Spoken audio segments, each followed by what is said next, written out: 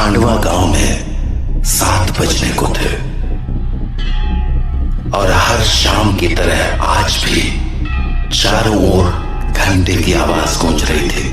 7 बजने वाले हैं, अपने अपने घरों की तरफ बढ़ते रहें। 7 बजने वाले हैं, अपने अपने घरों की तरफ बढ़ते रहें। हेलो जी राणा साहब। बोला 7 बजने वाले हैं, सब लोग घर गए या नहीं? जी राणा साहब, लगभग सब चले ही गए। लगभग? तू जानता है ना 7 बजे के बाद क्या होता है? फौरन घर भेज सबको। जी आप चिंता मत कीजिए, 7 बजने से पहले मैं सभी को घर भेज दूंगा। ठीक है, तू भी जल्द घर चले जा। जी राणा साहब, कल मिलते हैं। देव। हाँ पापा। 7 बजने वाले हैं, जाओ जाके सारे खिड़की दरवाजे बंद कर दो। हाँ पापा। 7 बजने वाला है, अपने अपने घरों की तरफ बढ़ते रहो। एक चढ़ो सब, दुकान बंद हो गई अब। अरे काकी चाय तो पिला दे। रे बावड़े, घंटी की आवाज ना सुन के तेरे 7 बजने को है, जल्दी से घर निकल वरना। अरे बुढ़िया तो बहुत सोचती है, ये सब बस फालतू की बातें हैं, इतना दिमाग मत लगाया कर। बब्बन बेटे, थारे से बहस करने का समय ना है हमारे पास। बेहतर होगा कि 7 बजने से पहले तू अपने घर पहुंच जा, क्योंकि अगर रास्ते में वो मिल गए ना तो दोबारा यहाँ मत आइयो, क्योंकि मैं दरवाजा ना खोलूंगी, समझ गया? जा यहाँ से अब। हाँ जाता हूँ। हाँ बोलो राणा साहब। काकी, सब लोग घर चले गए ना? हाँ सब चले गए। ठीक है, आप भी याद से खिड़की दरवाजे बंद कर लेना। रोज फोन करके बोले तू। अरे 7 महीनों से गांव में कुछ ना हुआ तो अब क्यों जाएगा? 7 महीने पहले जो हुआ था वो दोबारा भी हो सकता है, इसलिए सावधानी जरूरी है। पापा। हाँ? सारे खिड़की दरवाजे लगा दिए। और पर्दे लगाए? पर्दे क्यों? खिड़कियां लगा तो दी हैं, और वैसे भी वो लोग तो तभी अंदर आ सकते हैं ना जब उन्हें अंदर बुलाया जाए, तो फिर। देव, होश में हो? ये क्या बोल रहे हो? अरे हम पर्दे उनसे छिपने के लिए थोड़ी लगाते हैं, बल्कि इसलिए लगाते हैं ताकि हम उन्हें ना देख सके, उनसे बात ना कर सके और उनके बहकावे में ना आ सके। ऐसी गलती बहुत से लोगों ने की थी, उनके साथ क्या हुआ ये पूरा गांव जानता है, इसीलिए अच्छा होगा कि हम वो गलतियां ना दोहराएं। पापा, क्या मम्मी के साथ भी ऐसा ही कुछ हुआ था? क्या वो भी? 7 बज गए, जाओ जल्दी से जाके पर्दे लगा दो, वो लोग अब आते ही होंगे। हाँ। तो राणा साहब की बात मानकर देव खिड़कियों पर पर्दे लगाने के लिए चला गया, पर अभी वो पर्दे लगा ही रहा था कि उसने ऐसा कुछ देखा जिससे उसके होश उड़ गए। देव बेटा। मम्मी, आप? हाँ बेटा, मैं ही हूँ। पर आप यहाँ कैसे? तुमसे मिलने आई हूँ बेटा। हाँ, पर आप तो मर गए थे ना? नहीं तो देखो मुझे, मैं तो जिंदा हूँ। लेकिन पापा ने तो बोला आप मर चुके हो। फिर? तुम्हारे पापा झूठ बोल रहे हैं बेटा। मतलब आप मरे नहीं हो? नहीं, मैं तो बस रास्ता भटक गई थी, आज बहुत मुश्किल से तुम्हारे पास आ पाई हूँ, बस तुमसे मिलने। हाँ सच्ची? हाँ बेटा, हाँ। अब चलो मुझे अंदर आने दो, 7 बज गए हैं, वो लोग आते ही होंगे। हाँ, मैं पापा को बोलता हूँ। नहीं, पापा को क्यों बुला रहे हो? वो मुझे देख तो पाएंगे नहीं, और जब तक मैं उन्हें समझाऊंगी तब तक तो बहुत देर हो जाएगी, इसलिए तुम ही जल्दी से दरवाजा खोल दो, जाओ। पर पापा ने 7 बजे के बाद दरवाजा खोलने से मना किया है। बेटा, मेरे पास ज्यादा वक्त नहीं है, मैं ज्यादा देर तक बाहर नहीं रह सकती। तुमने दरवाजा नहीं खोला तो? नहीं, मैं खोलता हूँ। थैंक यू बेटा। तो देव अपने घर के दरवाजे पर पहुंचा और दरवाजा खोल दिया। पर जब सामने कोई नहीं देखा तो उसने अपनी मम्मी को आवाजें लगानी शुरू की। मम्मी, मम्मी, अरे मम्मी कहाँ गई? मम्मी कहाँ हो? जल्दी आओ ना। देव, पापा, तुमने दरवाजा क्यों खोला है? देव बेटा, मम्मी। देव मम्मी को अपनी ओर आते देख ही रहा था कि तभी राणा साह ने एकदम से लाइट्स बंद कर दी और लाइट के अचानक बंद होते ही देव पीछे पलटा तो उसके सामने अंधेरे में राणा साह खड़े थे, जो देव को चुप रहने का इशारा कर रहे थे। देव बेटा, अरे कहाँ चले गए तुम? देखो मैं आ गई। मम्मी से नहीं मिलोगे? देव, देव। नंदिनी देव को आवाज लगा रही थी पर वो वहां था ही नहीं, क्योंकि राणा साह ने उसे बगल वाले कमरे में छिपाकर दरवाजा बंद कर दिया था। पापा बाहर मम्मी थी और शांत हो जाओ, मैंने कहा था ना तुम्हारी मम्मी मर चुकी है। पर पापा उन्होंने बोला वो जिंदा है और देव बेटा, तुम अंदर हो ना? दरवाजा नहीं खोलोगे? तुम्हारी मम्मी आ गई। दरवाजा खोलो बेटा। पापा। कोई आवाज मत करो। लेकिन पापा, मुझे मम्मी से मिलना है। तुम्हें अगर सच में लगता है कि वो तुम्हारी मम्मी है तो उनसे कल सुबह मिल लेना, ठीक है? पर अभी के लिए शांत हो जाओ। राणा साह, ओ राणा साह, अरे मिलने दो ना मुझे देव से। कब तक झूठ बोलोगे उससे कि मैं मर चुकी हूँ? राणा साह, आप सुन रहे हो ना? पापा। बेटा बिल्कुल भी ध्यान मत दो और आंख बंद करके सो जाओ। पर पापा, मम्मी ये क्या बोल रही है? शांत रहो देव, कल सुबह मैं तुम्हें सब समझा दूंगा, पर अभी के लिए चुपचाप आंखें बंद करो और सो जाओ। तो देव अपने पापा के कंधे पर सर रखकर सो गया और जब सुबह हुई तो राणा साहब देव को आवाज लगाते हुए बोले, देव उठ जाओ, सुबह हो गई है। हाँ, सुबह हो गई तो मम्मी से मिल सकते हैं ना आप? आओ मेरे साथ, तुम्हें तुम्हारी मम्मी से मिलाता हूँ। लेकिन जैसे ही दोनों कमरे के बाहर आए वहां कोई नहीं था। हाँ, मम्मी कहाँ गई? मैंने कहा था ना कि वो तुम्हारी मम्मी नहीं थी। पापा, वो मम्मी जैसे ही बात कर रही थी। बेटा मैंने समझाया था ना तुम्हें, पर्दे लगाने के पीछे की सबसे बड़ी वजह यही है कि हम उन्हें देख ना पाए, उनकी बातों में ना आ पाए। जैसे कल तुम आ गए। पर वो बोल रही थी कि वो मरी नहीं है, जिंदा है। अगर वो मर गई है तो यहाँ कैसे आ गई? एक काम करो, मेरे साथ आओ। हाँ, कहाँ पापा? बस चलो मेरे साथ, तुम्हें कुछ दिखाना है। तो उसके बाद वो दोनों गांव के लगभग बाहर चले आए और वहां पहुंचते ही देव बोला, पापा हम लोग यहाँ क्यों चले आए? बताता हूँ, पर पहले आस-पास देखकर ये बताओ कि यहाँ क्या दिख रहा है तुम्हें? यहाँ तो कुछ भी नहीं है।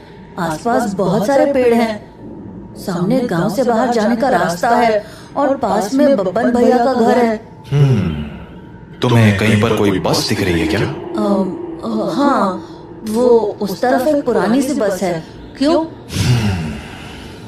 बेटा ये वही जगह है जहाँ तुम्हारी मम्मी की मौत हुई थी। हाँ, उस दिन हमें शहर से लौटने में देरी हो गई थी और गांव पहुंचते पहुंचते सुबह के 4 बज गए। सूरज निकलने में थोड़ा वक्त था तो गांव के सभी घरों की खिड़की दरवाजे बंद ही थे, इसीलिए सुबह होने तक हमारे पास झाड़ियों में छिपे रहने के अलावा कोई चारा नहीं था। हम लोग एक झाड़ के पीछे छिपे ही थे कि मैंने तुम्हारी मम्मी की एक आवाज सुनी। नंदिनी, क्या हुआ? राणा साहब, उन्होंने हमें देख लिया है, हमें कहीं और जाना पड़ेगा। हाँ, पर कहाँ? आसपास कोई घर है? घर तो है, पर मुझे नहीं लगता कि अभी कोई दरवाजा खोलेगा। तो अब क्या करें? वहाँ एक पुरानी सी बस है, हम उसमें जाकर छिप सकते हैं। हाँ ठीक है, चलो तो हम दोनों फटाफट उस बस के पास पहुंच गए। पर फिर क्या हुआ? मैं तो बस के अंदर चला गया, पर तुम्हारी मम्मी मेरे पीछे नहीं आ पाई, क्योंकि वो बाहर खड़े होकर किसी से बात करने लगी। क्या हुआ बेटा, क्यों रो रहे हो? आंटी, मुझे बहुत डर लग रहा है। मैं बाहर छूट गई हूँ। मेरा घर बहुत दूर है। अरे बेटा रो मत, एक काम करो, मेरे पास आओ, हम लोग इस बस में छिप जाएंगे, फिर वो लोग हमें नहीं ढूंढ पाएंगे। सच में आंटी, कोई नहीं ढूंढ पाएगा? हाँ हाँ पक्का, कोई नहीं ढूंढ पाएगा। आ जाओ। थैंक यू आंटी, पर मैंने तो आपको ढूंढ लिया।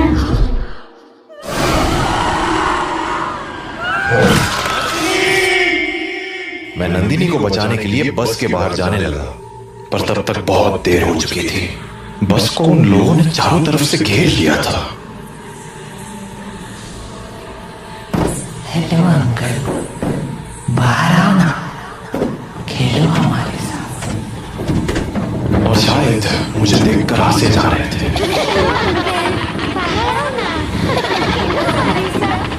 उन आवाजों को सुन मैं इतना घबरा गया कि अपनी जगह से हिल भी ना पाया। पर थोड़ी ही देर बाद वो आवाजें आनी बंद हो गई और गांव के लोगों की आवाज सुनाई देने लगी। मैं समझ गया था कि सुबह हो चुकी थी, तो मैं बस के बाहर निकलकर तुम्हारी मम्मी को आवाज लगाने लगा।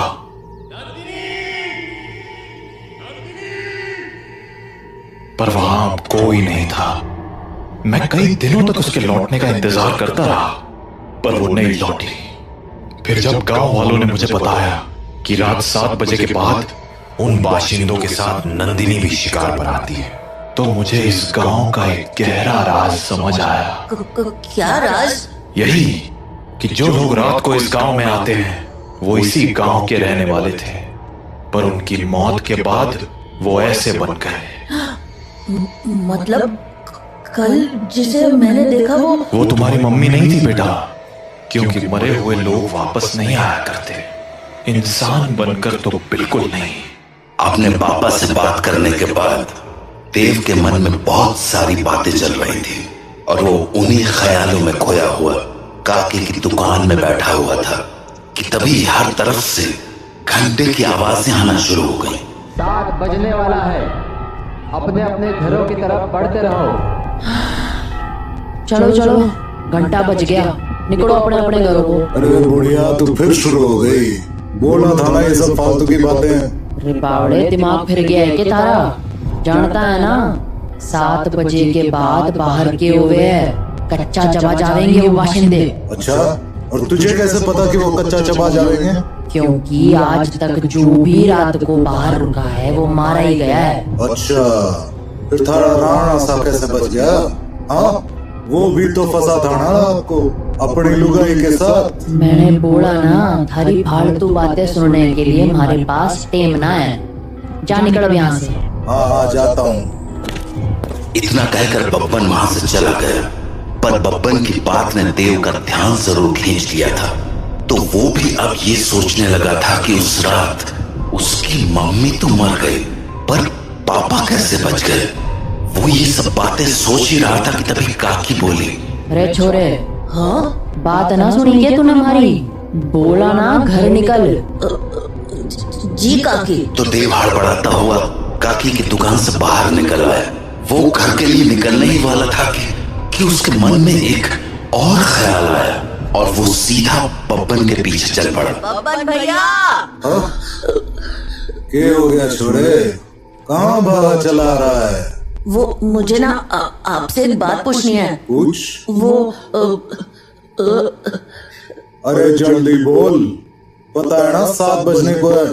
तू घर नहीं पहुंचा तो तारा बाप सर पीट लेगा। वो आप वहाँ काकी को बोल रहे थे ना कि एक रात मेरे पापा और मम्मी बाहर रह गए थे और मम्मी को तो उन लोगों ने मार दिया था, पर पापा किसी तरह बच गए। तुम्हारे पास मारी ही बात दोहराने आया है के? जल्दी पूछना के पूछना है तने? नहीं, मैं ये बोल रहा था कि आपका भी घर उसी टूटी फूटी बस के पास है ना? हाँ, तो आपने कुछ देखा था क्या? कमाल, बाप अंधा कानून और बेटा सरलॉक। हाँ देखा था, सब देखा था, कैसे उन बाशिंदों ने थारी माँ को नोच खाया था।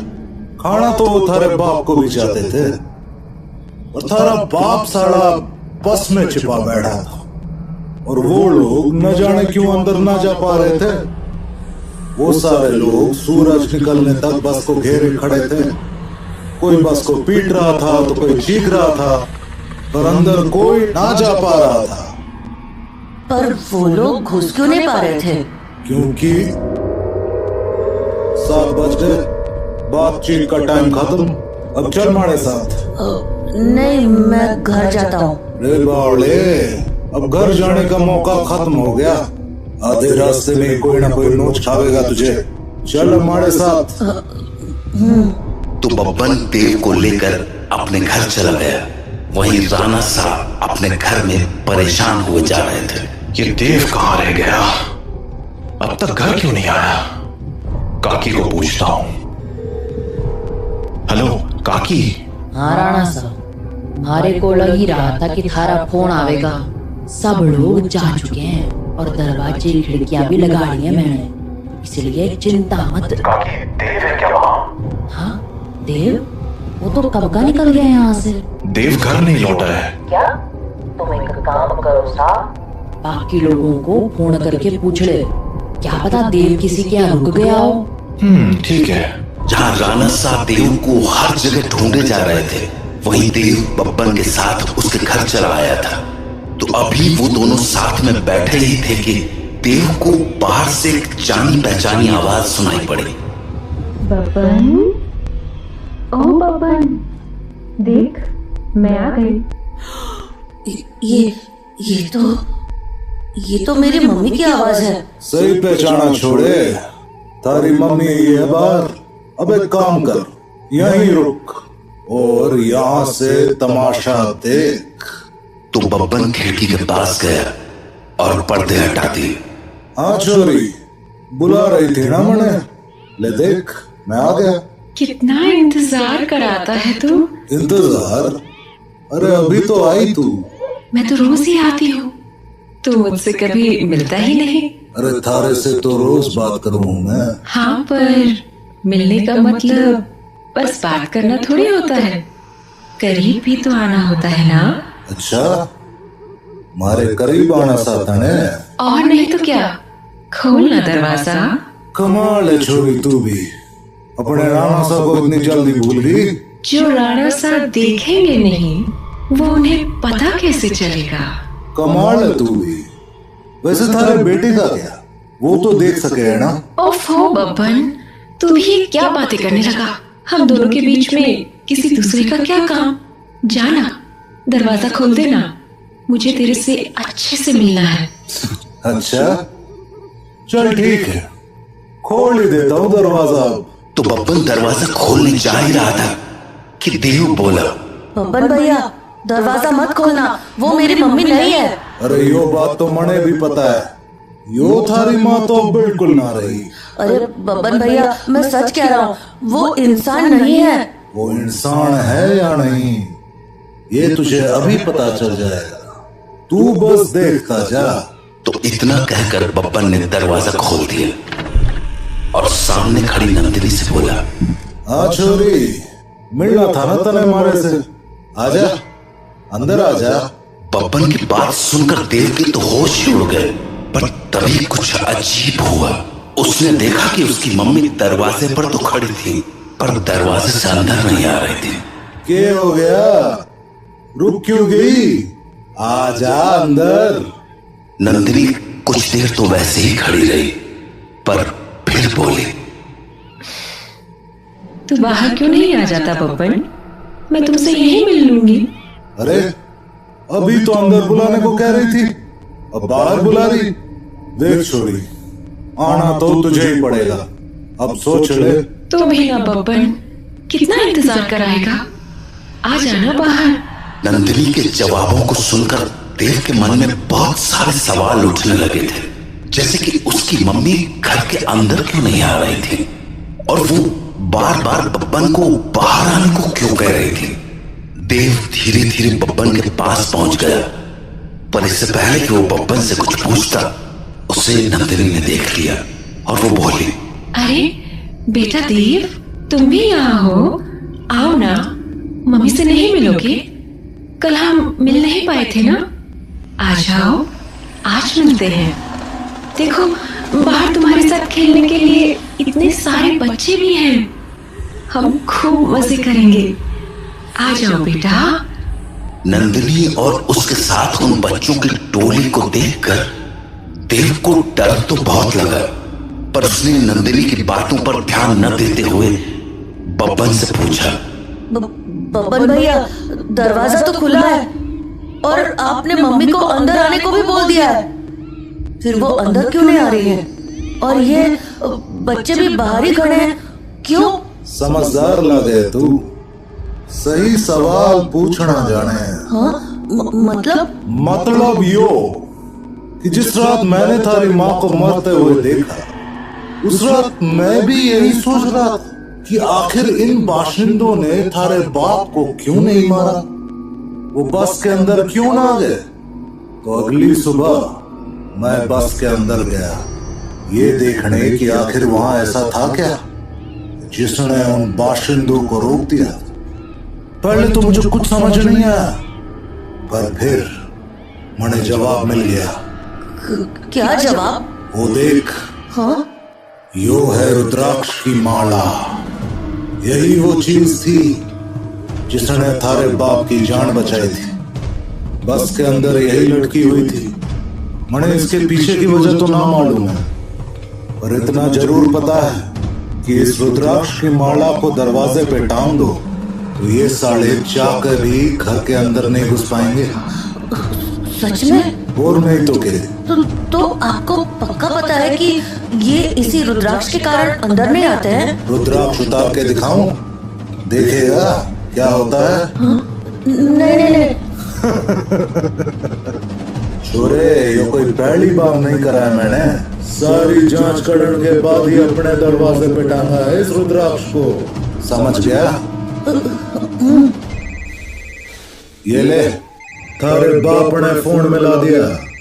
हेलो, हाँ राणा साहब। हाँ, चिंता ना करो, थारा छोरा हमारे पास ही है और पूरी तरह सुरक्षित है। चलो, शुभ रात्रि।